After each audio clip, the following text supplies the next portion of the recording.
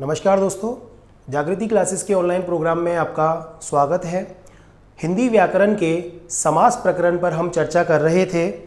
पिछले वीडियोस में हमने देखा कि समास का अर्थ क्या होता है। समास का शाब्दिक अर्थ होता है संक्षिप्तीकरण। समास का विलोम क्या होता है?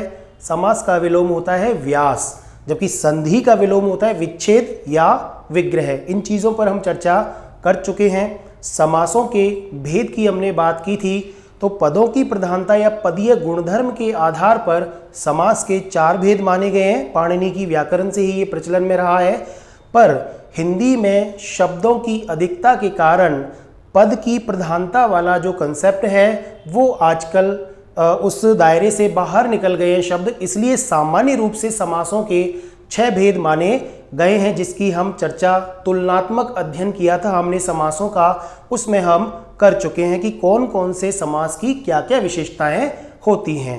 आज हम जिस टॉपिक पर विचार करने वाले हैं, हम समास के सारे 6 समासों को विस्तार से पढ़ेंगे। तो आज हम अव्ययी भाव समास शुरू करते हैं। देखिए क्या है अव्ययी भाव समास, कुछ ज़्यादा उदाहरणों के साथ हम उसको आज पढ़ेंगे। देखिए, जैसा कि नाम से ही पता चल रहा है, अव्ययी भाव समास। तुलनात्मक अध्ययन में भी हमने देखा था कि अव्ययी भाव समास में पहला पद प्रधान होता है। तो पहले हम इनकी कुछ विशेषताओं पर चर्चा करते हैं, फिर इसके उदाहरणों पर चर्चा करेंगे। पहली इसकी विशेषता है कि इसका पहला पद बोल सकते हैं, प्रथम पद भी इसको बोल सकते हैं, अग्र पद भी इसको बोल सकते हैं, और जनरली समास में जो पद प्रयुक्त होता है उसको कहते हैं पूर्व पद। बार बार यही शब्द आता है, तो हम ये चारों लिख दिए हैं यहाँ पे।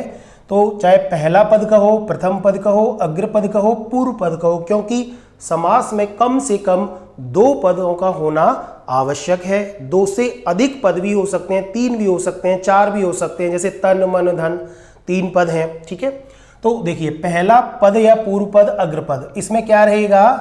प्रधान रहेगा। ये इसकी परिभाषा में भी हम पढ़ चुके हैं। पहला पद प्रधान रहेगा। इसके साथ में पहला पद हमने ये भी पढ़ा था कि अव्यय होगा, और अव्यय को ही अविकारी भी कहा जाता है। अब ये अव्यय क्या होता है, इस पर भी आज हम चर्चा करेंगे। दूसरी बात है कि इसका पहला पद उपसर्ग भी हो सकता है। ठीक है, तो इसी आधार पर हम इसके विभाजन भी पढ़ेंगे कि किस प्रकार से अव्ययी भाव समास के कुछ भेद माने गए हैं। अब देखिए, ये तो हो गई पहले पद के बारे में कि पहला पद प्रधान। अब ये प्रश्न आ सकता है परिभाषाओं से कि पहला पद प्रधान कौन से समास में होता है, तो अव्ययी भाव समास में होता है। या फिर ऐसे पूछा जा सकता है कि अव्ययी भाव समास में कौन सा पद प्रधान होता है। अब देखिए दूसरा पद की क्या स्थिति रहती है इसमें। तो दूसरे पद को दूसरा, द्वितीय पद, पश्च पद या उत्तर पद कहा जाता है। तो इसकी क्या स्थिति रहती है? पहला पद प्रधान रहता है तो दूसरा पद क्या हो जाएगा? अपने आप ही अप्रधान हो जाएगा, या गौण भी बोल सकते हैं इसको। ठीक है, दूसरा पद इसमें नाम पद भी हो सकता है। नाम पद, नाम पद का मतलब होता है संज्ञा पद। नाम का मतलब होता है संज्ञा, यानी संसार में जिन भी चीज़ों के नाम दिए जा सकते हैं वो सब संज्ञाओं में शामिल होती हैं। तो इसमें पहला पद प्रधान होगा तो निश्चित रूप से दूसरा पद इसमें अप्रधान हो जाएगा। ठीक है, दूसरा पद नाम पद होगा। अब क्योंकि ये तो समास की वो परिभाषा है जो पदों की प्रधानता के आधार पर हम प्रारंभ से पढ़ते आ रहे हैं। अब ऐसा नहीं है कि दूसरा पद हमेशा ही नाम पद रहे। दूसरा पद नाम पद होने के बजाय दूसरा पद भी अव्यय हो सकता है। बहुत से उदाहरण हम देखेंगे अभी, जैसे कुशलता पूर्वक। तो कुशलता पूर्वक शब्द में, कुशलता पूर्वक, देखिए आप ये पद को, इसमें पूर्वक जो शब्द, दो पद हैं इसमें, एक तो कुशलता और दूसरा पूर्वक। अब ये पहला पद कुशलता और ये दूसरा पद पूर्वक। देखिए कुशलता क्या है? भाववाची संज्ञा है, तो ये संज्ञा पद हो गया पहला। जबकि यहां तो कह रहा है कि ये पहला पद उपसर्ग हो सकता है, अव्यय हो सकता है या प्रधान हो सकता है, लेकिन यहां तो ऐसा नहीं हुआ। उसके बावजूद भी यहां पर अव्ययी भाव समास है। तो इन चीजों को हमें देखना। ये दूसरा पद पूर्वक वाला जो शब्द है, ये शब्द क्या है? ये पद अव्यय है इसमें। तो ये तो इसका मतलब ये हुआ कि हमने जो परिभाषा हम प्रारंभ से पढ़ते आ रहे हैं वो परिभाषा ही गलत हो गई। ये इसलिए हुआ है क्योंकि वर्तमान में हिंदी का शब्दकोश इतना अपरिमित वृद्धि कर रहा है कि वो समास की जो उस समय की जो परिभाषाएं हैं वो उन पर सटीक नहीं बैठती हैं। और ऐसा भी नहीं है कि हम पुरानी परिभाषाओं के आधार पर ही हिंदी का अध्ययन करें। तो ये चीज़ें हैं, इसलिए समास का जब पूछा जाता है कि कितने भेद होते हैं तो सामान्य रूप से 6 भेद स्वीकार किए गए हैं। अब दूसरी बात, अब इसमें इसी चीज़ को अगर अपन मान लें तो क्या इसमें अव्ययीभाव समास नहीं माने तो ये गलत हो जाती है बातें। तो उन चीज़ों को हमें छोड़ करके जो वास्तविक स्थिति वर्तमान में क्या है उन चीज़ों के हिसाब से हमको अध्ययन करना चाहिए। ठीक है, अब देखिए इसकी तीसरी विशेषता क्या होगी। पहले पद के बारे में बात हो गई, दूसरे पद के बारे में बात हो गई, तीसरी विशेषता है पुनरावृत्ति। पुनरावृत्ति किसकी, अब देखिए आप, इसको मैं मिटा देता हूं।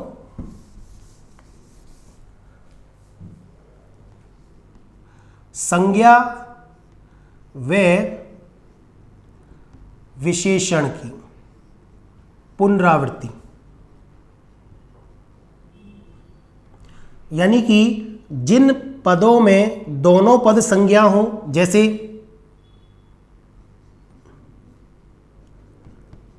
रातों रात। अब देखिए आप, इसमें रात और रात ये दोनों ही शब्द संज्ञा शब्द है, रिपीटेशन हो रहा है।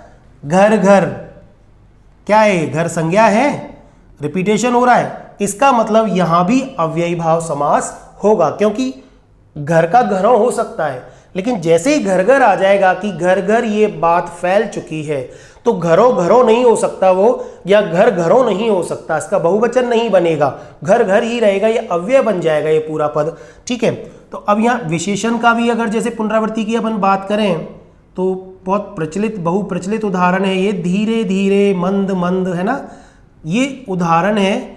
यानी कि यहाँ भी विशेषण की पुनरावृत्ति होने के कारण यहाँ भी अव्ययीभाव समास हो गया, क्योंकि ये पूरा पद क्या बन गया, अव्यय पद बन गया। तो कुल मिला के हमें ये पता चला कि इन सारी विशेषताओं के होते हुए भी अगर कोई पद अव्यय जैसा भाव देने लग जाए या वो पूरा अव्यय पद बन जाए तो वहां पर अव्ययीभाव समास होगा, चाहे ये विशेषता है या नहीं है। ये तो इसकी प्रारंभिक या प्राइमरी विशेषताएं हैं, प्राथमिक। लेकिन इनके अलावा इनसे हमें यह देखना है कि अव्ययीभाव समास में पूरा पद अव्यय का काम करेगा। ठीक है, अब देखिए आप, कुल इसलिए लास्ट की जो अंतिम विशेषता है वो सबसे महत्वपूर्ण इसकी विशेषता भी है कि पूरा पद, यानी कि पूरा सामासिक पद, पूरे पद का मतलब यहां पे सामासिक पद, पूरा सामासिक पद अव्यय बन जाएगा। पूरा पद, अब पहला पद चाहे संज्ञा है चाहे दूसरा नहीं है, दूसरा पद संज्ञा है पहला अव्यय है, या दोनों शब्द विशेषण है या दोनों संज्ञाएं हैं, उसके बाद अगर मान लो उसमें यह गुण आ जाता है अव्यय बन जाने वाला तो पूरा पद यानी अव्ययीभाव समास कहलाएगा। अव्यय बन जाने का मतलब क्या हो गया, सीधे सीधे अपरिवर्तनशीलता।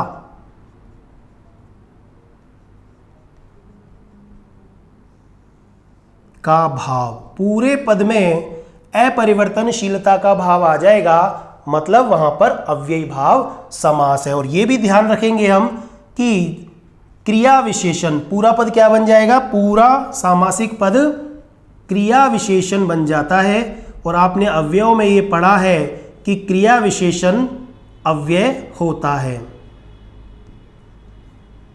पूरा पद क्या बन जाएगा, वेरी इंपॉर्टेंट, कई बार सीधे परीक्षा में पूछा जाता है कि अव्ययीभाव समास में जो पूरा पद बनता है सामासिक पद, वो क्या बनेगा, क्रिया बनेगा, क्रिया विशेषण बनेगा, संज्ञा बनेगा या कुछ और बनेगा। इसलिए याद रखना, वेरी इंपॉर्टेंट है ये कि पूरा पद क्रिया विशेषण बन जाएगा, यानी वो क्रिया की विशेषता बताने वाला पद बन जाएगा। अब देखिए, हमने यहाँ पर इन विशेषताओं की जो चर्चा की उसमें हम एक अव्यय शब्द जो बार बार आ रहा है, क्योंकि इस पूरे समास की मुख्य विशेषता है कि पूरा पद सामासिक पद अव्यय बन जाएगा। अब ये सारी विशेषताओं के होते हुए या इनमें से कोई भी बदलाव होने के बावजूद अगर पूरा पद अव्यय बनता है तो वहां पर अव्ययीभाव समास होगा। अब एक बार हम अव्यय को समझ लेते हैं कि यह अव्यय क्या होता है। देखिए, अव्यय का मतलब हमने देखा अविकारी, इसलिए ऐसे पद, अव्यय को क्या कहा जाता है? अविकारी भी कहा जाता है। मैं लिख देता हूं, ऊपर भी लिखा हुआ है, ऐसे पद या शब्द जिनमें लिंग, वचन, कारक, काल व पुरुष के आधार पर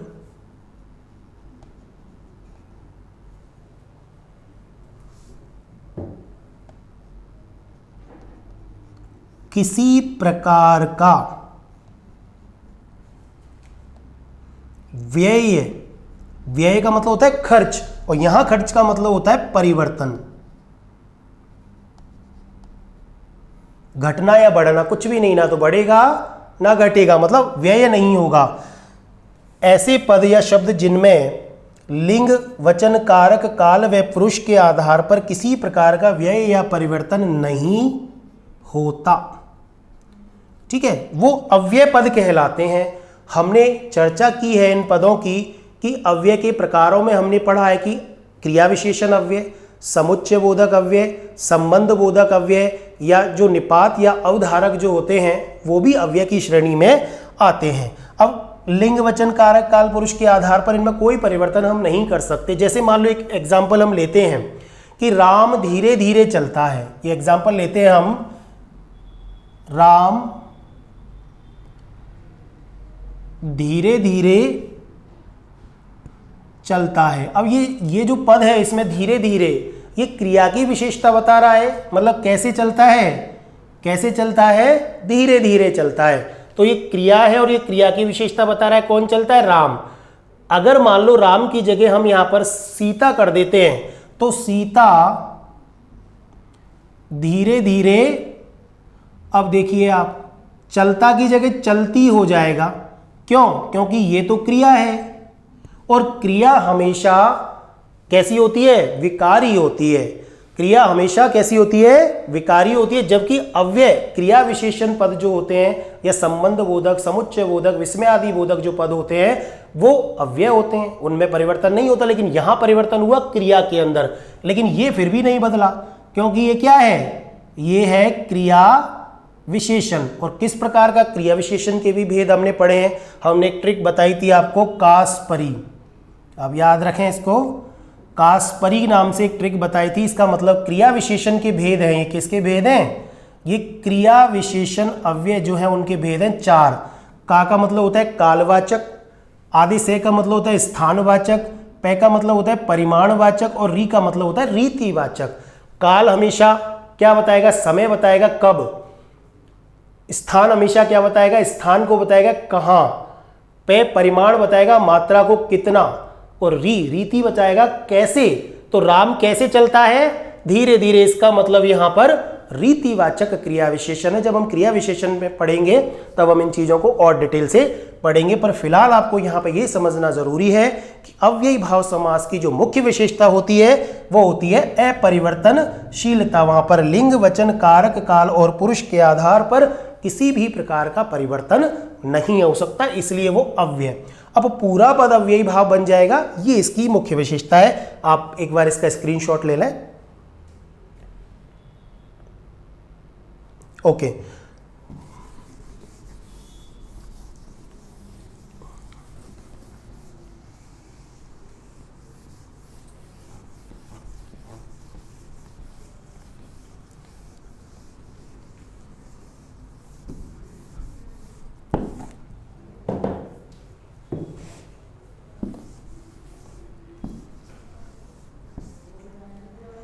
अब देखिए, अब अपन एक एक भेद की बात करते हैं। पहले तो अपन ये देखते हैं कि अव्ययी भाव समास के जो भेद कितने माने गए हैं।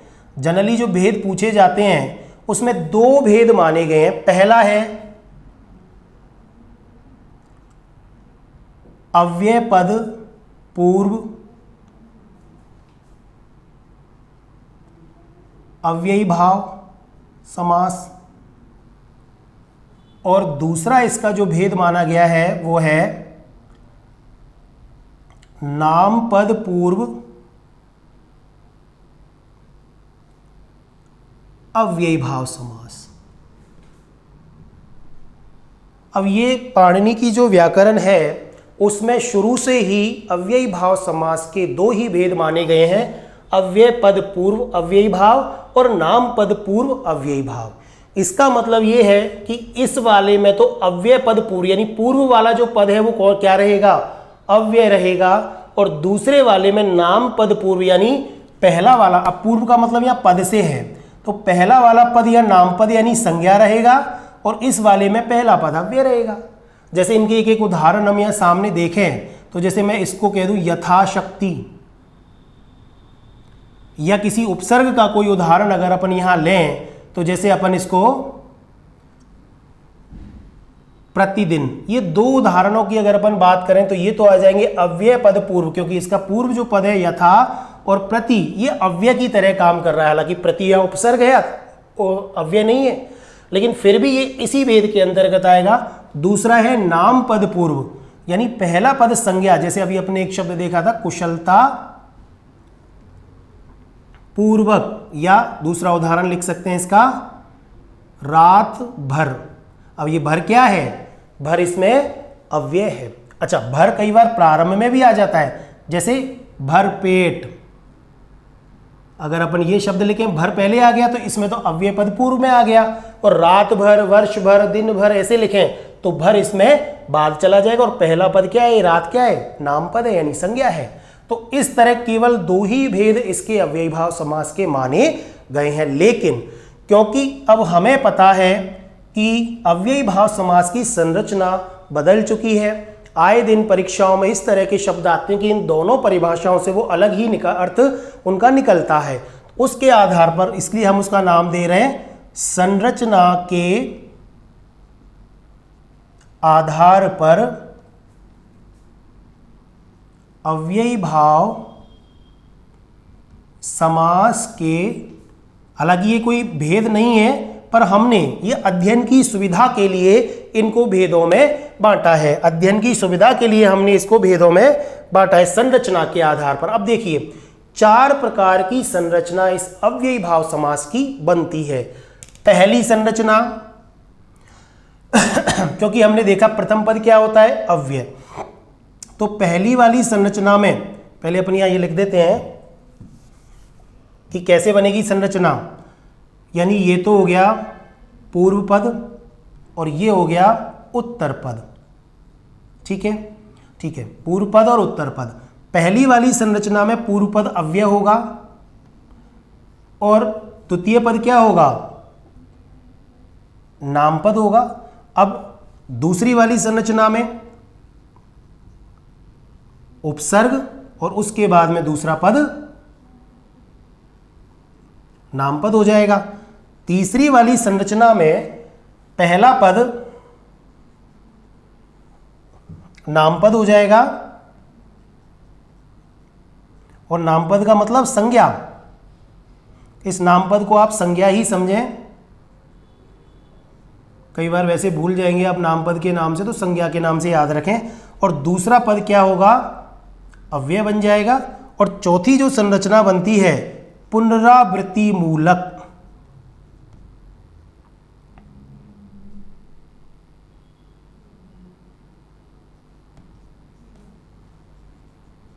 इस पुनरावृत्ति मूलक वाली संरचना में संज्ञा के बाद में संज्ञा और विशेषण के बाद में विशेषण।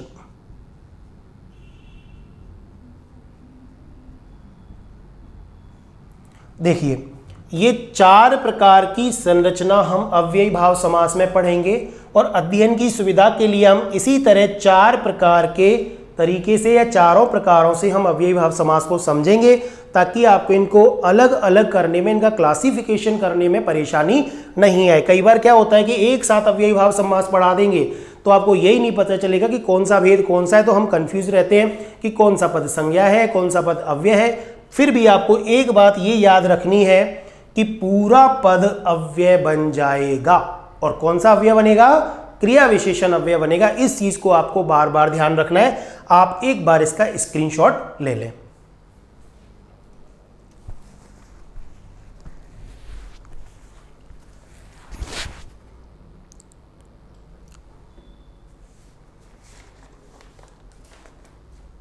देखिए,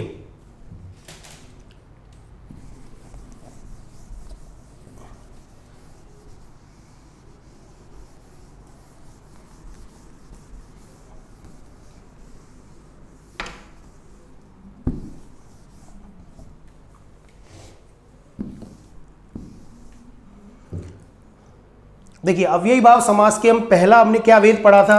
अब हम चारों को एक बार अलग अलग तरीके से, अच्छा इसके समास विग्रह, अभी सबसे पहली जो समस्या होती है समास के अंदर, जो मैं कह रहा था कि विवादास्पद विषय है ये, क्योंकि एक ही सामासिक पद में एक से ज़्यादा समास पाए जाते हैं, तो कौन से वाले समास में उसको रखा जाए, ये प्रश्न बहुत ही विवादास्पद है। क्योंकि अलग अलग पुस्तकों में अलग अलग तरीके से उनकी व्याख्या की गई है और अलग अलग तरीके से उनको रखा गया है। फिर भी हमें वो कन्फ्यूज़न नहीं रखना है। और जिस स्तर का सवाल परीक्षा में पूछा जाता है, चाहे वो कोई भी परीक्षा हो, एसआई की परीक्षा हो, आरएस की परीक्षा हो, रीट की परीक्षा हो, ठीक है, कोई भी पटवार की परीक्षा हो, तो वहाँ पर हम किस प्रकार से सवाल को हल करेंगे उस चीज़ को हमें ध्यान रखना है। पहचान का प्रश्न बहुत इंपॉर्टेंट है, क्योंकि विग्रह तो जब होगा जब आप पहले उस पद को, उस सामासिक पद को ये समझ पाएंगे कि इसमें कौन सा समास है। अब देखिए आप, सबसे पहला जो भेद हमने बताया था, पहले वाले भेद में संरचना के आधार पर हमने देखा कि इसमें पहला पद तो क्या रहेगा? अव्यय रहेगा। और दूसरा पद इसमें, यानी पहला पद अव्यय रहेगा और दूसरा पद रहेगा नाम पद या संज्ञा। अब अव्यय के लिए हमने परिभाषा बताई है। वैसे हिंदी में जब अपन उपसर्ग पढ़ेंगे तो उपसर्ग संस्कृत के अलग हैं, हिंदी के उपसर्ग अलग है। संस्कृत के ऐसे शब्द जो अव्यय की तरह प्रयुक्त होते हैं, मतलब शब्द के प्रारंभ में ही लगते हैं वो, लेकिन वो अव्यय है, स्पेसिफिक उपसर्ग की तरह प्रयुक्त होते हैं, लेकिन है वो अव्यय, या उनकी बात की जा रही है। तो पहले हम प्रारंभिक शब्द अव्यय रहेगा, दूसरा पद नाम पद रहेगा। तो पहले मैं उन अव्ययों की चर्चा करूंगा, कुछ लिखूंगा अव्यय जो बार बार एग्जाम में आते हैं, जैसे यथा। ठीक है, यथा शब्द का मतलब होता है के अनुसार। अब ये यथा शब्द एक प्रकार का अव्यय है जो हमेशा उपसर्ग की तरह प्रयुक्त होता है। उपसर्ग की तरह यानी शब्द के प्रारंभ में लगता है, बाद में संज्ञा पदों के साथ में ये लगेगा और अव्ययी भाव समास बनाएगा। देखिए एक है यावत। यावत का मतलब होता है जब तक।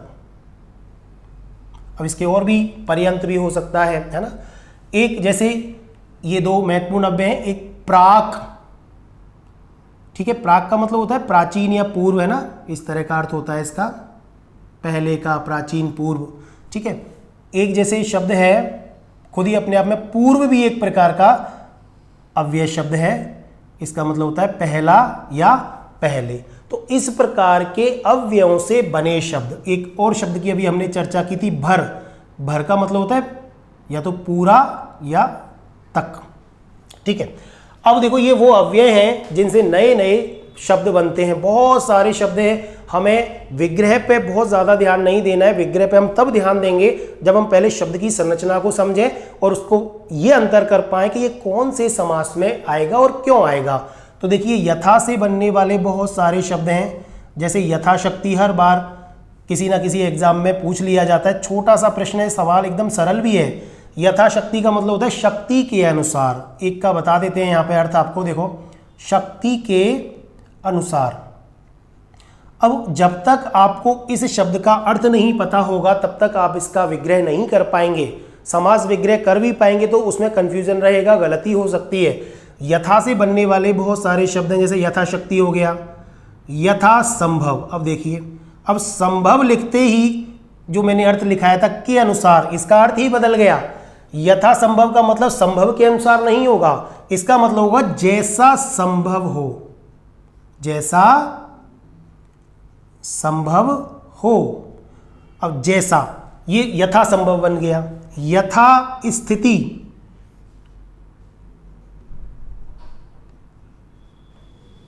इसका हो गया जैसी स्थिति हो। अब मतलब अब आप ये देखें कि इन शब्दों का हम यहाँ इतना बड़ा शक्ति के अनुसार लिखने के बजाय क्यों चले समास कि इतना बड़ा प्रयोग लिखने के बजाय हम इसको एक शब्द में लिखें, एक सामासिक पद में लिखें, ताकि भाषा का चमत्कार बना रहे, पर अर्थ का अनर्थ भी नहीं होना चाहिए। जब हम इसका विग्रह करेंगे तो इसके सामने शक्ति के अनुसार आएगा, तभी विग्रह सही होगा। अगर उन्होंने कुछ और लिख दिया, शक्ति के जैसा कर दिया, तो वो गलत हो जाएगा।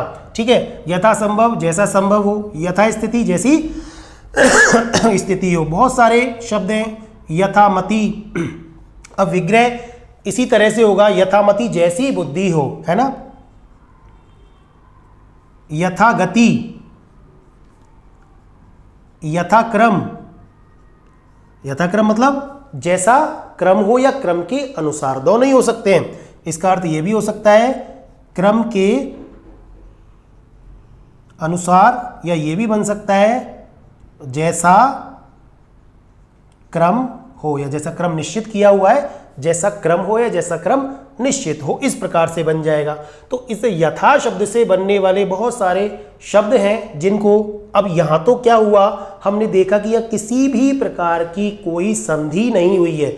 हमने जब समास शुरू किया था उसमें यह बताया था कि संधि और समास यानी संधि और संयोग दोनों से मिलकर बनने वाले शब्द सामासिक शब्द पद बन जाते हैं। अब जैसे मान लो यहाँ तो किसी भी पद में संधि नहीं है, अलग अलग कर सकते हैं बिल्कुल इनको ऐसे, यथा स्थिति, यथा मति, यथा गति, यथा क्रम। लेकिन अगर अब शब्द आ जाए जैसे यथार्थ, तो अब यहाँ पर देखिए संधि शब्द है। ये कहाँ हो रही है संधि? यहाँ पर। कौन सी संधि हो रही है? दीर्घ संधि। तो अब यहाँ से ये पता होना चाहिए कि यथार्थ में कौन सा अव्यय जुड़ा हुआ है। यथा और प्लस अर्थ, ये दो शब्द मिलकर के बनेगा ये। हालांकि ये विग्रह नहीं है इसका, अभी हम इसको तोड़ के, चलो इसको ऐसा करते हैं, यहीं लिख देते हैं, नहीं कंफ्यूजन हो जाएगा। इसका बनेगा यथा प्लस अर्थ। अब देखिए विग्रह लिखेंगे इसका तो बनेगा अर्थ के अनुसार। अर्थ के अनुसार। अब के अनुसार वाले शब्द के लिए तो हमने यथा प्रयुक्त कर दिया, और अर्थ को बाद वाले शब्द के लिए हमने अर्थ जोड़ दिया। ये दोनों को मिलाएंगे, आ और ए की संधि मिलकर के क्या बन जाएगा? ये आ बन जाएगा, यानी दीर्घ स्वर संधि का उदाहरण है। अब यहाँ संधि भी हो गई और समास भी है। अच्छा, कई बार परीक्षाओं में इस तरह के शब्द दे देगा ये चारों, जैसे तीन तो मान लो ये दे दिए और एक, तीन तो ये दे दिए और एक यथार्थ दे देगा। पूछेगा ऐसा शब्द कौन सा है जिसमें संधि और समास दोनों हैं? चारों दे दिए, यथामति, यथागति, यथाक्रम, यथार्थ। तो इन तीनों में तो केवल समास ही समास है, संधि नहीं है। लेकिन इस वाले पद में संधि और समास दोनों हैं। बिल्कुल सरल सवाल है। यानी कि संधि की भी जानकारी हमें यहाँ होनी चाहिए और संयोग की जानकारी होनी चाहिए कि कौन से दो शब्दों के, यानी शब्द भी कौन से जो परस्पर संबंध रखते हो। हर किसी शब्द को आप नहीं जोड़ सकते। तो इस प्रकार से ऐसी एक शब्द देखें आप, यथोचित। यथोचित शब्द हो गया। अब पूछेगा कि इसमें संधि और समास है क्या दोनों? हाँ बिल्कुल है। अगर आपको जानकारी है ये इसकी अव्यय की, यथा प्लस उचित दो शब्दों से मिलकर के बना है। आ और ए के संयोग से, आ और ऊ के संयोग से क्या बनेगा? ओ बनेगा। ये बन गया ओ। तो यथा उचित दो शब्दों से मिलकर बना यथोचित। विग्रह करेंगे तो क्या बनेगा? जैसा उचित हो। क्या बन जाएगा? अब उचित के अनुसार नहीं बनेगा इसका, क्योंकि बोलने में अटपटा लग रहा है। तो आप बोलने में अटपटा नहीं लगना चाहिए, उससे भी पता चल जाएगा जैसा उचित हो। अब हम क्या कहते हैं कि भाई क्या करें बताओ? भाई जैसा उचित हो ऐसा करें, तो यथोचित कार्य करें, यानी जैसा कार्य इस स्थिति में आपके लिए उचित हो वही आप कार्य इस समय करें। तो इस प्रकार के प्रश्न भी वो संधि और समास के भी वो प्रश्न पूछ सकता है। ठीक है, ये यथा वाले इसके अव्यय के बारे में बात हो गई। अब एक शब्द है बहुत बार परीक्षाओं में पूछा गया है, हालांकि उससे बनने वाले शब्द ज्यादा नहीं है, ये यावत। देखो यावत और इसके साथ एक शब्द जुड़ता है जीवन। अब ये दोनों मिलकर के संधि बनाते हैं। संधियों में पढ़ा है हमने कि तय के बाद में अगर जय हो तो ये तय किस में बदल जाएगा? जय में। शब्द क्या बन जाएगा? यावत जीवन। क्या बन जाएगा? यावत जीवन। अगर इसका हम समास विग्रह करें तो समास विग्रह क्या होगा कि जब तक जीवन है। आपने सुना होगा एक श्लोक है, यावत जीवेत सुखम जीवेत ऋणम कृत्वा घृतम पिबेत। ये चारवाक दर्शन में एक श्लोक है कि जब तक जियो सुख से जियो, चाहे उसके लिए ऋण लेकर ही घी पीना पड़े, पर ये सोच गलत है। तो यावत जीवन, अब यहाँ पे आपसे ये भी पूछ सकता है कि निम्नलिखित शब्द में संधियों में तो पूछ ही सकता है कि कौन सी संधि है, स्वर संधि है, व्यंजन संधि है, विसर्ग संधि है। व्यंजन संधि है क्योंकि तय का जय हुआ, हमने पढ़ा है संधि में तय की संधि से बनने वाला शब्द है। ठीक है, अब इसमें संधि और समास दोनों ही हो रहे हैं, बिल्कुल हो रहे हैं। या संधि भी हो रही है और सामासिक पद भी है, क्योंकि जब तक जीवन है ऐसा कहने के बजाय अगर अपन ये शब्द बोलें यावत जीवन, तो क्योंकि पहले संस्कृत व्याकरण में इसी तरह के श्लोक लिखे जाते थे, इतना बड़ा शब्द तो लिखते नहीं थे वहां पे, तो ये अब इनको खोल के लिखना यानी समास विग्रह के साथ लिखना, तो ऐसे लिखेंगे जब तक जीवन है। तो इसमें संधि भी है और संधि भी है और समास भी है। समास तो संधि और समास दोनों हो गया। संधि है तो संयोग नहीं होगा, संयोग है तो संधि नहीं होगी। ठीक है, संधि है इसमें और समास भी है, दोनों है इस पद में। ठीक है, अब देखिए अभी अपन कौन सा प्रकार पढ़ रहे हैं। ये अव्यय के बाद में नाम पद, संज्ञा पद। जीवन क्या है, संज्ञा शब्द है। यावत क्या है, अव्यय है। और जीवन क्या है, संज्ञा पद है। ठीक है, अब जैसे देखिए वो वाला शब्द ले लें, प्राक। अब इससे शब्द बनता है जैसे प्राक प्लस ऐतिहासिक, तो ये शब्द बन जाएगा प्रागैतिहासिक।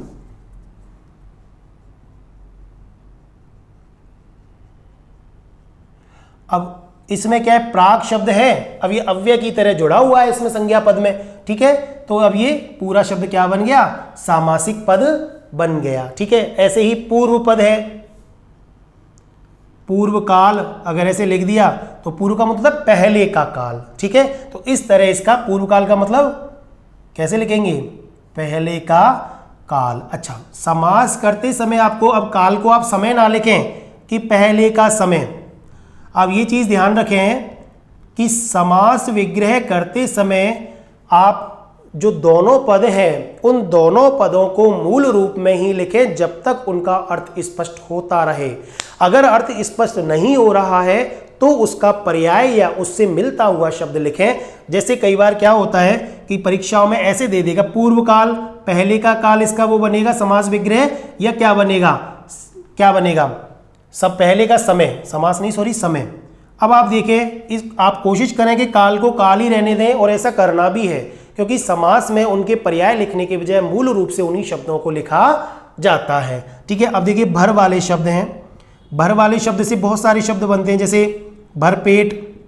अब पेट तो क्या है, संज्ञा है। अब भरपेट का विग्रह करेंगे तो क्या होगा, पेट भर के। बस भाई भरपेट खा लो, भरपेट का मतलब पेट भर के खा लो भाई, जितनी जगह है पेट में। ठीक है, भरमार। अब भरमार का भर का मतलब क्या होता है, भर का मतलब पूरा, पूर्ण।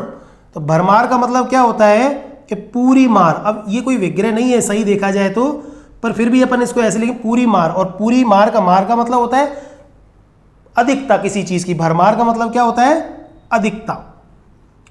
अब देखा जाए तो ये भरमार शब्द बहुब्रीहि समास में भी जाएगा, क्योंकि भर और मार, पूरी मार, अर्थ कहाँ निकल रहा है, नहीं निकल रहा, तो तीसरे अर्थ की सूचना दे रहा है भरमार यानी अधिकता, कि भाई इस चीज की तो भरमार है हमारे यहाँ।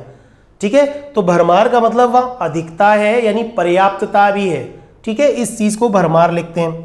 भरपाई, देखिए भरपाई से क्या बनेगा, पूरी पाई। अब पूरी पाई, पाई का मतलब प्राप्ति, भाई ये भरपाई हो गई हमारी तो, यानी पूरी, यहाँ आए हम इतनी दूर और हमारा काम सफल हो गया, मतलब हमारी तो भरपाई हो गई, हमें किसी भी प्रकार का नुकसान नहीं हुआ, हमारी तो भरपाई हो गई। ठीक है, तो ये शब्द देखा जाए तो उसमें भी जा सकते हैं, लेकिन क्योंकि ये अव्यय शब्द की, अव्यय जो है अव्ययी भाव समास बनाते हैं और अव्ययी भाव समास की मुख्य विशेषता है, इसलिए इनको अव्ययी भाव समास में रखा जाता है। लेकिन अगर ऐसे शब्द और दे दे जहां पर स्पष्ट रूप से अव्ययी भाव समास हो और वहां पूछें कि इनमें से कौन सा शब्द है जिसमें अव्ययी भाव समास के साथ साथ एक और समास है, बहुब्रीहि समास है, तो आप उसमें ये शब्द भरमार, भरपाई, भरपाई ये कर सकते हैं। ठीक है, तो ये हो गए कुछ पहले वाले पद यानी अव्यय प्लस नाम पद या संज्ञा पद के कुछ उदाहरण। अब हमने दूसरा वाला जो प्रकार बताया था, देखिए दूसरा प्रकार क्या था, दूसरा वाला प्रकार था कि प्रथम पद क्या होगा, उपसर्ग होगा, और दूसरा पद क्या होगा, नाम पद या संज्ञा पद होगा। ठीक है, हमने इस बात की चर्चा की। तो हम जब उपसर्ग पढ़ते हैं तो बहुत सारे उपसर्ग हिंदी के और संस्कृत के और विदेशी भाषाओं के, इवन अंग्रेजी के भी हम उपसर्ग पढ़ते हैं। ठीक है, अब जैसे मान लो उपसर्ग के बाद में नामपद आ जाए तो ये एक प्रकार की एक संरचना होती है, लेकिन आज तक हमने यही पढ़ा है कि अव्ययी भाव समास में जहां पहला पद उपसर्ग हो वो सीधा अव्ययी भाव समास में चला जाता है। लेकिन ये बात, ये धारणा बिल्कुल गलत है। अगर इस प्रकार का प्रश्न पूछ लिया आपसे, जैसे देखिए ये शब्द है, बहुत बार परीक्षा में पूछा गया है,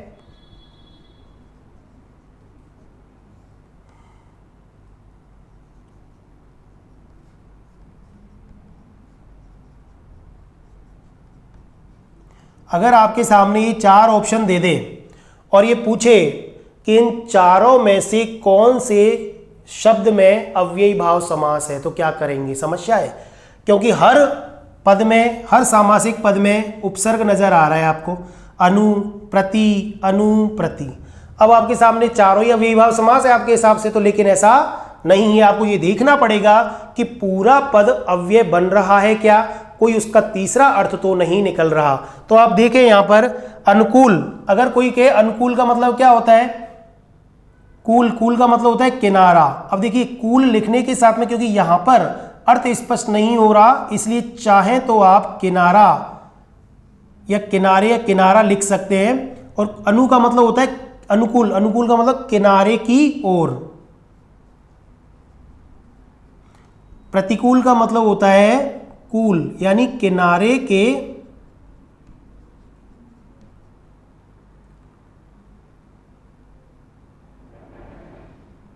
किनारे से दूर।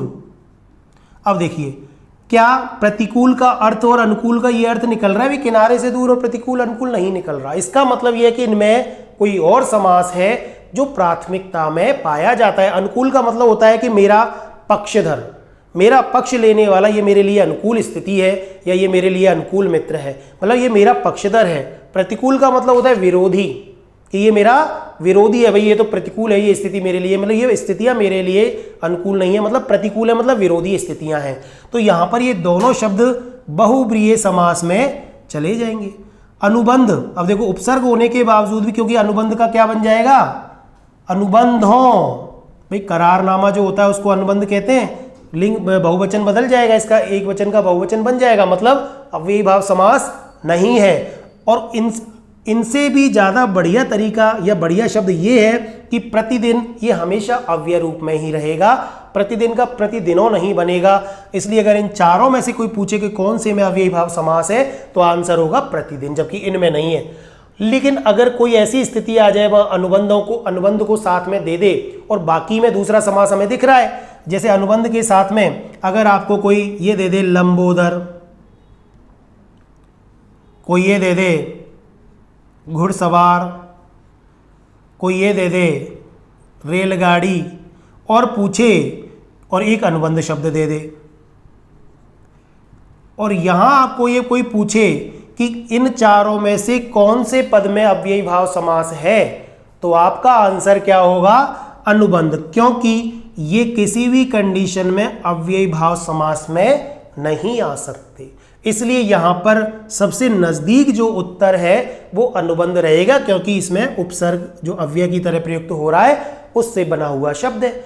अब हम यही विवाद है और यही कंफ्यूजन है कि हमें क्या करना है। तो समास को, प्रश्न को हल करते समय आपको विकल्पों को बहुत अच्छे तरीके से देखना पड़ेगा, तभी आप ये उत्तर कर पाएंगे। तो यहां पर अभी यहां तो हमने देखा कि यहां अव्ययी भाव समास है, यहां माना ही नहीं हमने अव्ययी भाव समास, ठीक है। लेकिन यहां पर हम कह रहे हैं कि इसमें अव्ययी भाव समास है, तो दोनों बातें कॉन्ट्रोडिक्टरी हो गई, विरोधाभासी हो गई। तो यही विवाद है, इसलिए इस विवाद से हमें बचना है और परीक्षाओं में हमें वही सवाल करना है जो उत्तर ज़्यादा नज़दीक हो और जिसमें थोड़ी स्पष्टता हो, वो करना है हमें, ठीक है। इन चीज़ों का आप ध्यान रखेंगे। तो उपसर्ग के बाद में नामपद, बहुत सारे उपसर्ग हैं, बहुत सारे उदाहरण इसके हो सकते हैं, लेकिन हम सारे उपसर्ग और सारे उदाहरणों को पढ़ना तो हमारे लिए मुश्किल है। फिर भी हम ऐसे कुछ उदाहरणों के बारे में चर्चा करेंगे। जैसे मान लो, चलो हमने कोई भी उपसर्ग ले लिए, जैसे अनु उपसर्ग है। अनु उपसर्ग से बनने वाले बहुत सारे शब्द हैं, जैसे अनुभव, ये अनुबंध हो ही गया। फिर भी बचेंगे हम इससे, अगर स्पष्टता नहीं है तो। अनुसार हो गया, अव्ययी भाव समास का उदाहरण है, ठीक है। इस तरह बहुत सारे उदाहरण है। प्रति उपसर्ग भी हम ले सकते हैं इसमें, ठीक है। जैसे प्रतिदिन हमने देखा ही है अभी। प्रति से बनने वाले बहुत सारे शब्द हैं। प्रतिपल हो सकता है, प्रतिघात हो सकता है। अब देखिए, ये तो हो गए सिंपल जहां पर संयोग से बने हुए समास है, लेकिन अब आपको संधि के द्वारा बना हुआ समास भी मिल सकता है। जैसे प्रत्यक्ष है, प्रत्यंग है, प्रत्याशा है, इस तरह के शब्द भी आपको यहां पर मिलेंगे। तो हमने संधि में ये स्पष्ट रूप से पढ़ा है कि किस प्रकार हम इनको अलग करेंगे, कौन सी संधि है ये छांटेंगे। तो अब ऐसा भी प्रश्न पूछेगा, वो एग्जाम में अभी बताया ही था कि इनमें से कौन सा शब्द है जिसमें संधि और समास दोनों हैं। तो समास तो इन छहों के छहों में है, लेकिन इन ऊपर वाले तीनों में केवल समास है, यानी ओनली, ठीक है। यानी यहाँ पर संधि नहीं है, केवल समास है जो कि संयोग से बना है। जबकि इन नीचे वाले तीनों पदों में संधि भी है और समास भी है, दोनों ही है इसमें। इस प्रकार का प्रश्न आजकल परीक्षाओं में बहुत ज्यादा पूछा जा रहा है, इसलिए आप इसको स्पष्टता से देखें। अब देखो कैसे बनेगा। प्रत्यक्ष का बनेगा प्रति प्लस अक्ष,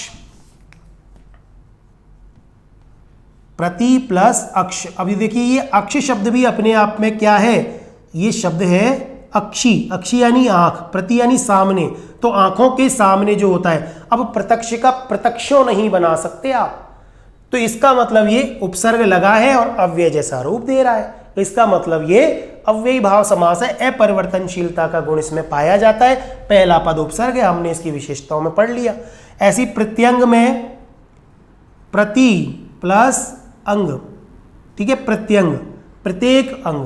प्रत्याशा प्रति प्लस आशा, ठीक है। इस तरह का ये शब्द बन जाएगा। अब यहां पर सब जगह संधि हो रही है, यह बन रहा है सब में, तो यह जहां बनता है वहां पर कौन सी संधि होती है, यण संधि।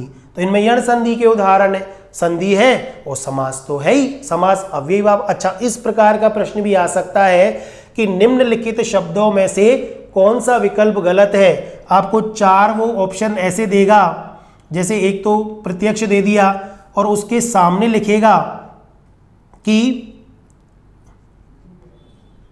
समास प्लस संधि दोनों। समास, अच्छा समास भी ना लिखे तो इसमें ऐसे लिख देगा जैसे अव्ययी भाव समास,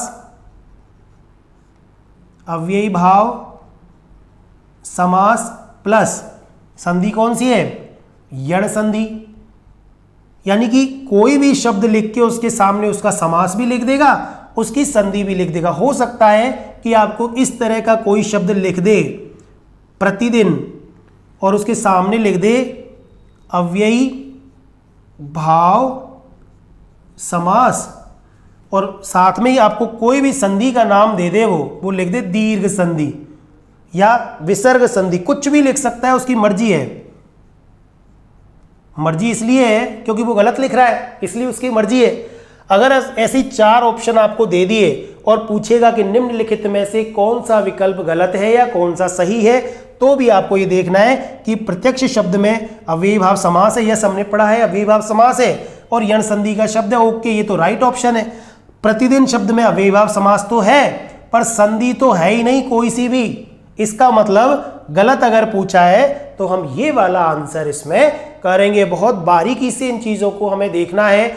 समास पढ़ रहे हैं लेकिन संधि की जानकारी भी हमें यहाँ पर होनी जरूरी है, तभी हम समास को ढंग से पढ़ पाएंगे। ठीक। ठीक है, तो इस तरह के शब्द भी वो परीक्षाओं में पूछता है। यानी कि ये दूसरा प्रकार हम पढ़ रहे हैं कि किस प्रकार हम उपसर्ग के बाद में नामपद संज्ञा पद से समास पढ़ते हैं अव्ययी भाव समास में।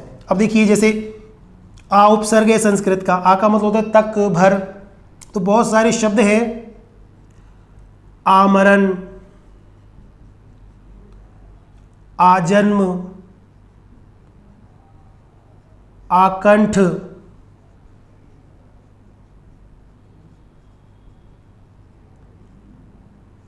आजानुबाहु, इस तरह के शब्द हैं जिनमें सब में ये आ उपसर्ग का काम कर रहा है, यानी उपसर्ग है और ये अव्ययी भाव समास बना रहा है। आमरण का आमरणों नहीं होगा, आजन्मो नहीं होगा, आकंठो नहीं होगा, आजानुबाहु नहीं होगा। मरण जन्म का जन्मो हो सकता है, कंठ का कंठो हो सकता है, लेकिन अगर आ उपसर्ग लग गया तो पूरा पद कैसा बन गया, अव्यय बन गया। इसलिए अपरिवर्तनशीलता का भाव आ गया, मतलब अव्ययी भाव समास है। विग्रह करने पे हमको बाद में ध्यान देना है, और विग्रह को वैसे साथ साथ में पढ़ते चलें तो ठीक है, लेकिन सबसे बड़ा जो चैलेंज है समास के अंदर वो है पहचान का प्रश्न। यानी समास को पहचानना अगर आपको ठीक तरीके से आया है तो आपको समास को करने में मजा आएगा, और तो ही आप बाकी के बच्चों से लीड ले सकते हैं, आगे निकल सकते हैं, अन्यथा आपको बहुत समस्याएं आएंगी। ठीक है, आजन्म का मतलब आमरण। अब आमरण का क्या मतलब होता है, आपको अर्थ पता होना चाहिए। आमरण का मतलब मरण तक या मरण पर्यंत। अब क्योंकि आ का मतलब तक भी होता है, पर्यंत भी होता है, ठीक है। आजन्म यानी जन्म तक या जन्म पर्यंत, ठीक है। ऐसी आकंठ,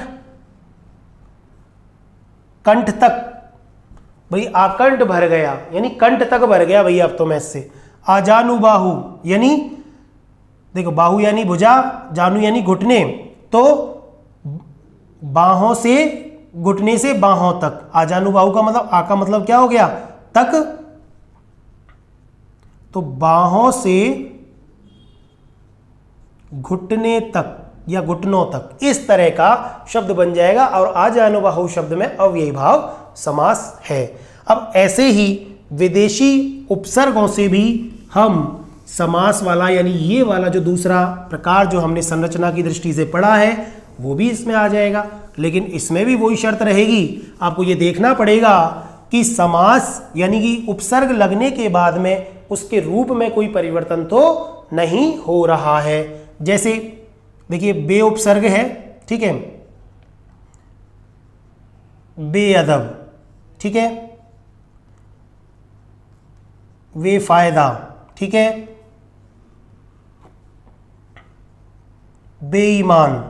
अब देखिए, ये जो बेईमान शब्द है, ये अपना रूप कैसे बदलेगा, बेईमान का बेईमानों हो जाएगा, बहुवचन बन गया कि इन बेईमानों ने देश को बर्बाद कर दिया। अगर मान लो इस तरह के सवालों में ये शब्द आ जाता है कि बेईमान होने को तो उपसर्ग है, अब अव्ययी भाव समास में जाना चाहिए, लेकिन बेईमान का बेईमानों अगर हो जाएगा तो यहां पर ये अव्यय नहीं रहेगा, पूरा पद यानी परिवर्तनशील हो गया ये, तो अव्ययी भाव समास नहीं होगा, ठीक है। क्योंकि ये नया ही अर्थ दे रहा है, बेईमान का मतलब जिसका ईमान चला गया हो, ठीक है, तो नया अर्थ दे रहा है। इसका मतलब उपसर्गों के में भी आपको ये विशेष रूप से देखना है, ठीक है। ऐसे ही बहुत सारे, जैसे बाकायदा, ठीक है, इस तरह के शब्द भी बनेंगे। तो इसका मतलब उपसर्गों में बस ये देखना है आपको कि कहीं इसका बहुवचन रूप तो नहीं बन रहा। तो इस तरह से बहुत सारे समास हैं, हमको केवल इसकी प्रकृति को समझना है, प्रकृति को देखना है। जैसे से उपसर्ग से बनने वाले शब्द हैं, जैसे सकुशल। अब देखिए, उपसर्ग है, ठीक है, कुशल, सकुशल का सकुशलो नहीं बनेगा, हालांकि कुशल का ही कुशलो नहीं बनेगा, पर ये पूरा अव्यय पद बन गया, इसका मतलब अव्ययी भाव समास में चला गया, ठीक है। जैसे से प्लस अवधान से क्या बन गया, सावधान। अब सावधान का मतलब तो सचेत होता है। अगर इसमें उसने पूछ लिया कि कौन से शब्द में बहुब्रीहि समास है और बाकी में कोई और समास है और ये शब्द दे रखा है, तो सावधान का मतलब सचेत, हम इसमें बहुब्रीहि को प्राथमिकता देंगे, क्योंकि हालांकि इसका ये भी बन रहा है, से प्लस अवधान का मतलब होता है अवधान के साथ, अवधान के साथ, ये भी बन रहा है, लेकिन फिर भी इसमें सचेत का जो इसका तीसरा जो अर्थ है विशिष्ट अर्थ निकल के सामने आ रहा है। ठीक है, तो ये तो हो गई दूसरे पद वाली उपसर्गों की बात। अब हम तीसरे वाले हिस्से की बात करते हैं, जो हमने संरचना की दृष्टि से तीसरा जो प्रकार पढ़ा था। तीसरे प्रकार में हमने देखा कि पहला पद नामपद होगा और दूसरा पद अव्यय होगा। वेरी इंपॉर्टेंट, देखिए ये इसलिए इंपॉर्टेंट है क्योंकि हमने ये पढ़ा कि अव्ययी भाव समास का प्रथम पद अव्यय होता है और ये वाली संरचना उसी का एक तरह से विरोध करती है, नहीं कि दूसरा पद भी अव्यय हो सकता है अव्ययी भाव समास में। तो ये वाली संरचना ये कहती है, आप देखिए कैसे, इसमें बहुत सारे उदाहरण हैं। जैसे पूर्वक, ये पूर्वक जो शब्द है ये अव्यय पद है और ये बाद में आता है। ये पूर्वक क्या है, अव्यय पद है और ये पद के बाद में आता है। जैसे बहुत सारे शब्द हैं ऐसे, जैसे कुशलता पूर्वक। अब देखिए, अच्छा पूर्वक का मतलब होता है के साथ, तो कुशलता पूर्वक का मतलब होता है कोई किसी काम को कुशलता पूर्वक करें, मतलब कुशलता के साथ करें आप। ध्यान पूर्वक क्या हो गया, ध्यान पूर्वक हो गया, ये शब्द भी बन सकता है। प्रयत्न पूर्वक, तो इस तरह के खूब सारे शब्द हैं जिनमें दूसरा पद अव्यय होगा। अब कोई तो ये कह देगा जिसने ये पढ़ाया है या जिसने ये पढ़ा है कि भाई प्रथम पद ही अव्यय होता है, वो तो इसको अव्ययी भाव मानेगा ही नहीं। लेकिन मानना पड़ेगा आपको, क्योंकि हिंदी का शब्दकोश दिनों दिन वृद्धि कर रहा है और वो सीमाएं जो है लांग करके नहीं, इन शब्दों को भी वो समेटे जा रहा है जो उसकी परिभाषा से बाहर निकले हुए हैं, उनको भी अपने आप में समेट रहा है। कारण क्योंकि अव्ययी भाव समास की मुख्य विशेषता है अपरिवर्तनशीलता, इसलिए यहां पर ये ऐसा करेगा। अनुसार, अब अनु उपसर्ग सार में लगने से ये खुद भी अपने आप में अव्यय बन गया पूरा पद। अब इसके साथ यानी ये अनुसार जिन शब्दों में बाद में जुड़ेगा उन शब्दों में भी अव्ययी भाव समास होगा। जैसे कथन के साथ जुड़ेगा तो कथनानुसार हो जाएगा। अभी आप देखें यहां पे संधि है, कथन प्लस अनुसार, ए और ऐसे आ बन गया, कथनानुसार बन गया, पूरा पद अव्यय बन गया। अव्ययी भाव समास का उदाहरण है। हालांकि अनुसार भी अपने आप में पूरा अव्यय है। निर्देशानुसार, यानी अब इसका विग्रह बनाएंगे तो एकदम शब्द को पढ़ते ही आपको समझ में आ जाएगा। निर्देशानुसार का मतलब निर्देश के हिसाब से, या निर्देश के लिखना क्या है, अनुसार, उसका पर्याय नहीं लिखना, निर्देश के अनुसार ऐसे ही लिखना है आपको। इच्छानुसार ऐसे ही बनाना है आपको। अब सब इन शब्दों में संधि हो रही है, आप देखें ए और आ की दीर्घ संधि के उदाहरण भी हैं ये, और समास के उदाहरण तो है ही, इसलिए आपको ये देखना है। अब एक शब्द की ओर हमने चर्चा की थी, भर, ये प्रारंभ में भी लग रहा है ये अव्यय और बाद में भी लगता है। भरपेट, भरपाई हमने पढ़ा था, लेकिन यहां पे बाद में भी लगेगा। कैसे लगेगा, रात तो क्या हो गया, ये नामपद हो गया, तीसरा भेद पढ़ रहे हैं हम, और भर क्या हो गया, अव्यय पद हो गया। तो रात भर, दिन भर, वर्ष भर, इस तरह के शब्द इससे बनेंगे। इसका मतलब यह है कि अव्यय है, अव्ययी भाव समास के ही उदाहरण है, जबकि उसकी मूल परिभाषा में ये उससे अलग है, मूल परिभाषा से ज्यादा वो शब्द दे रहे हैं। चुल्लू भर, देखो ऐसे शब्द भी वो पूछ लेता है। चुल्लू भर पानी में डूब जाओ, तो चुल्लू भर का मतलब एक तरह से ये व्यंग्य हो गया कि चुल्लू भर पानी में कैसे डूबेगा कोई, लेकिन फिर भी यहाँ पे अव्ययी भाव समास है। हमको भर शब्द से, अव्यय पद से ये पहचानना है कि इसमें अव्ययी भाव समास है। ठीक है, और भी इसके जैसे शब्द, एक उपरांत शब्द है, वो भी कैसे बना, उपरांत, जैसे विवाह उपरांत, देखिए यहां पे ओ बन गया, विवाह प्लस उ, उपरांत दोनों मिलकर के गुण संधि बन गई, इसलिए विवाह उपरांत ये शब्द बन गया। मरणोपरांत, ठीक है। इस प्रकार के यहां पर ये तीसरे भेद हमने पढ़े कि नामपद यानी पहला पद संज्ञा और दूसरा पद अव्यय होने पे भी अव्ययी भाव समास होता है। तो इस प्रकार से इन चीजों को हमें ध्यान रखना है। एक अंतिम प्रकार और बचा है इसका, जो हमने चर्चा की थी संरचना की दृष्टि से 4 प्रकारों की, और वो चौथा प्रकार है और बहुत महत्वपूर्ण प्रकार है। आजकल उसके बहुत सारे सवाल जो है परीक्षाओं में पूछे जाते हैं। पुनरावृत्ति मूलक, यानी कि यह पुनरावृत्ति किस किस की हो रही है? पहला संज्ञा के बाद में संज्ञा होगा और दूसरा विशेषण के बाद में विशेषण होगा, यानी संज्ञा और विशेषण पदों की पुनरावृत्ति वाले शब्द भी यहां पर आएंगे। बहुत इंपॉर्टेंट है, ये ध्यान रखना है आपको। देखिए अब जैसे संज्ञा पदों की अगर अपन बात करें तो हमने बहुत बार इस तरह के उदाहरण देखे हैं और परीक्षा में पूछता भी है। अब घर शब्द अपने आप में क्या है? संज्ञा है, घर का घरों हो सकता है, लेकिन अगर इसका पुनरावृत्ति हो जाएगी तो ये घर घर बन जाएगा और घर घर बनने के बाद में ये अव्यय पद हो गया पूरा, इसलिए यहां पर अब अव्ययी भाव समास है। घर घर, गली गली। अब इनका विग्रह करते समय घर घर का मतलब प्रत्येक घर, भाई घर घर ये बात फैल चुकी है, मतलब हर घर, प्रत्येक घर, बस उसका अर्थ आपको यहां पर लिखना है और जो सटीक अर्थ है वो आपको एक बार पढ़ने से ही पता चल जाएगा। अर्थ या कहें कि समास विग्रह में समस्या आती है सिर्फ तत्पुरुष समास के उदाहरणों में, वहां को, के लिए, का, के, की, उनमें बहुत ज्यादा कंफ्यूजन होता है, उस चीज को भी हम देखेंगे। नगर नगर, डगर डगर, इस तरह के ये उदाहरण या संज्ञा पद की पुनरुक्ति या कहें कि द्विरुक्ति यानी रिपीटेशन या कहें कि पुनरावृत्ति यहां पर हो रही है। तो जिन शब्दों में आजकल इस तरह के सवाल बहुत पूछे जाते हैं परीक्षाओं में, ठीक है। अब विशेषण पदों की पुनरावृत्ति के लिए शब्द जैसे धीरे धीरे, मंद मंद,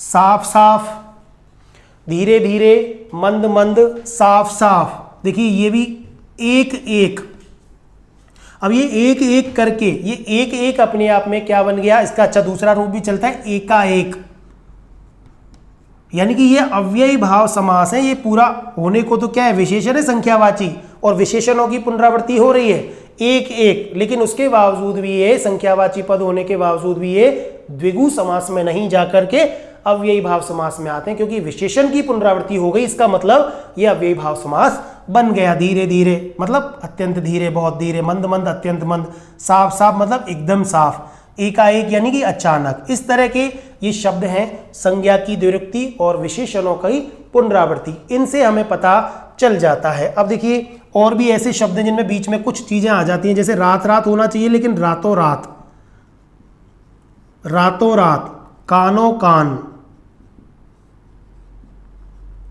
ठीक है।